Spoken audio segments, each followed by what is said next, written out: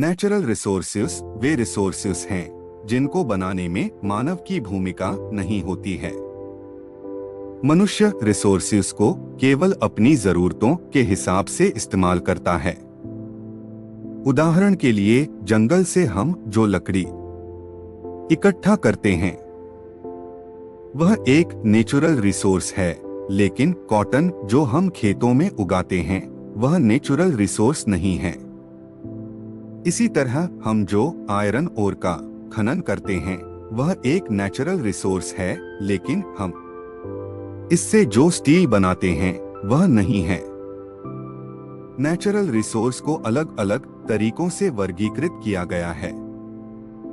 ऐसे रिसोर्स जो अपने आप ही रिन्यू हो जाते हैं उन्हें रिन्यूएबल रिसोर्स कहते हैं, जैसे कि एयर जो कि पेड़ों से निकलने के बाद प्रदूषित होने पर भी फिर से नेचुरली प्यूरिफाई होकर ताजा हो जाता है, जैसे कि सूर्य की किरणें जो रोज पृथ्वी तक आने पर भी खत्म नहीं होती।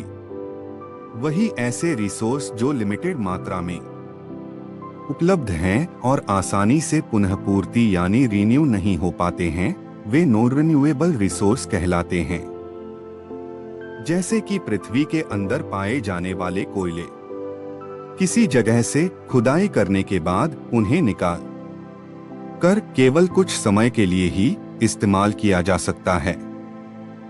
वाटर अर्थ पर हमेशा उपलब्ध है। वाटर ओशन से वेपराइज होता है और वर्षा के रूप में धरती पर गिरता है।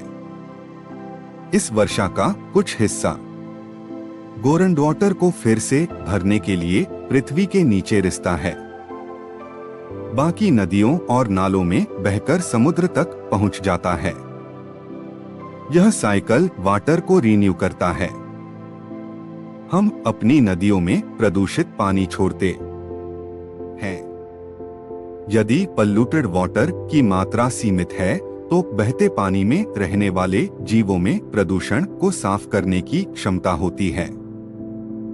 हालांकि हम अपनी नदियों में अत्यधिक मात्रा में कचरा छोड़ते हैं, जिससे उन्हें काफी तकलीफ होती है। बांध और सिंचाई नहरें भी नदियों में पानी के फ्लो को कम कर देती हैं। जब नदियां स्वयं को स्वच्छ करने में असमर्थ होती हैं, तो वे नाले में बदल जाती हैं। उदाहरण के लिए हम कचरे को कंपोस्ट कर सकते हैं और पॉल्यूटेड वाटर को बगीचों आदि में उपयोग के लिए इस्तेमाल कर सकते हैं। हमें इंडस्ट्रियल वेस्ट का और रिसाइकल करने की आवश्यकता है। हमें यह सुनिश्चित करने के लिए नदियों में पानी की मात्रा बढ़ाने की जरूरत है। हमें नेचुरल वाटर साइकिल में रुकावटों को रोककर वाटर साइकिल की प्रक्रिया को बनाए रखने की आवश्यकता है।